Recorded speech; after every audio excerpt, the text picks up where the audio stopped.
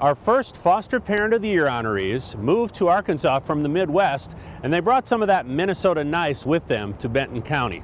They admit that prior to fostering, they had some typical fears about attachment, stress, and dealing with the parents of the children they foster.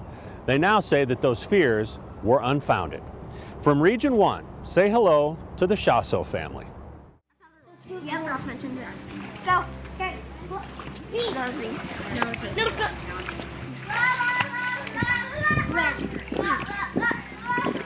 Our journey into foster care started up in Minnesota. It was very exploratory at that point. We moved to Arkansas about 3.5 years ago from Minnesota. So coming down here, it was still heavy on my wife's heart. Hi, I'm Jenny. And I'm Rick, and we're the Schossow family. So, top 3 things that happened at camp today. We prayed a lot because I think for us, we wanted to make sure we were both like full on wanting to be a part of it, because I didn't want it to be a stress on the family and then have any dissonance between us and our marriage. So we explored a lot. We actually originally were going to be adopt only. And then as we went through the training, we both felt like called to go foster and reunification oriented because the need was so great. It was a real need, yeah. When I first got into this, I really thought that it's going to be really hard for me to kind of deal with the parents of the foster children. And one of the things that's been really eye-opening for me is the empathy that I've had on the parents, and being a very big cheerleader, realizing that they are human. They have either slipped up or are going through some struggles of their own. Actually been able to build and foster that relationship with the parents, like, hey, we're on your side. Our job is just to love on these kiddos until we can get them back to you, right?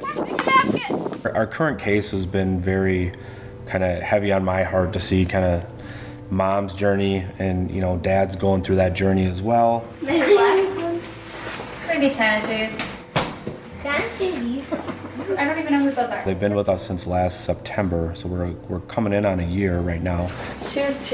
Mom's dog. And it's really been fulfilling for us to watch, the parents go through that cycle and to do everything that they need to do.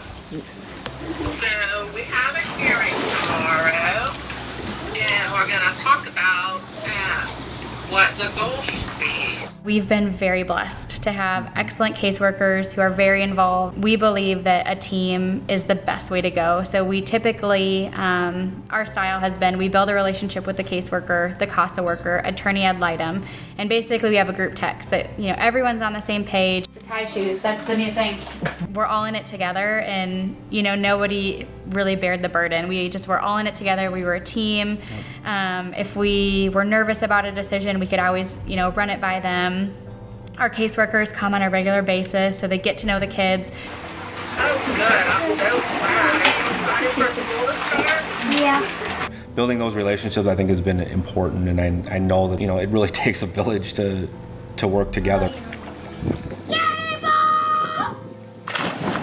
New placements come in and our kids just love on them and immediately are like, can we get matching outfits? I mean, it's just hilarious. I'm not making it up. I think every time we go buy matching pajamas at Walmart. Yeah. But our kids, just the way they embrace them and they love them, it's just like we have each other. We embrace each other. We may not know each other well right away, but it's just heartwarming to see your kids just learn empathy and mercy and grace and all the things that we want them to know. We're very blessed, and so just seeing how they extend that to their kids is awesome. And so it's knowing what these kids have been through and the trauma they've experienced. If we can be an example for what a healthy marriage looks like, what a healthy parent looks like, and so if this is their only glimpse of what it looks like to be in a peaceful home or a peaceful environment, then we want to be that for them. When they get older, that they have somebody that they can look back and say, they loved me, and they loved me